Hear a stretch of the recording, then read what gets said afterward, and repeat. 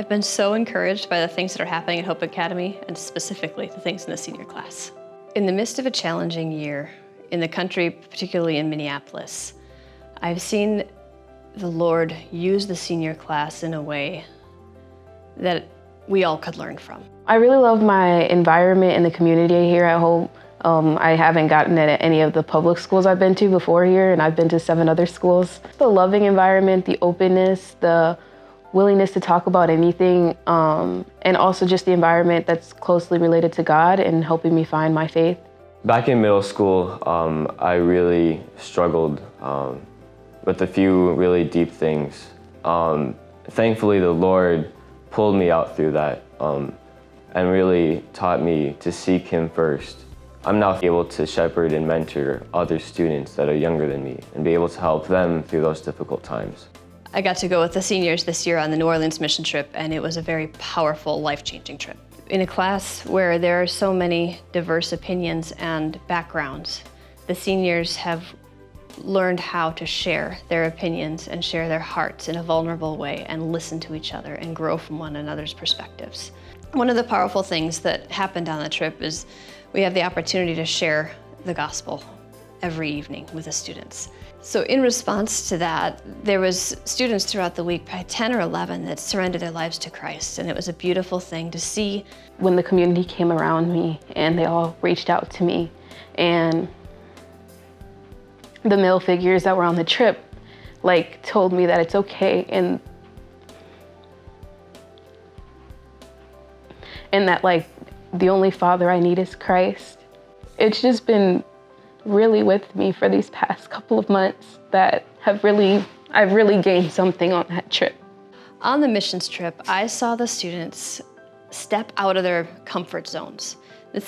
We pushed them hard. It was a very hot time down in New Orleans, and because of the COVID restrictions, we did a lot of physical work instead of face-to-face interactions.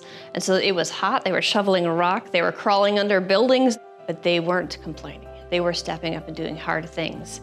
Ms. Hoylene, ever since the missions trip, she's just been really there for me as far as Bible studies, but also just being there for me on my heart. And even just the first day of school, just giving me the text hey, have a good day at school today, which is something that I never really had before. And it's really encouraging, and I'm really thankful to have her in my life. After the New Orleans mission trip, several young women were excited about continuing learning more about the Lord, and so we started doing a Bible study. The women were committed to coming in 2 hours before school started on Friday mornings. I'm seeing students who are eager to spend time with the Lord. That has been so encouraging. I'm actually really excited to see what the Lord does with our class and where we might be in the future.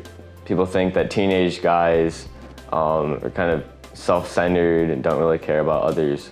But I've seen quite the opposite at Hope. Many of my classmates actually take time out of their mornings to come into school and to tutor other students that are younger than them. Sports, leadership roles on those teams. I know there are many captains and have really sought to push their teams forward and show what it means to be a leader. Our class is so filled with joy and a hunger for Christ, and I just hope that they bring that to their jobs.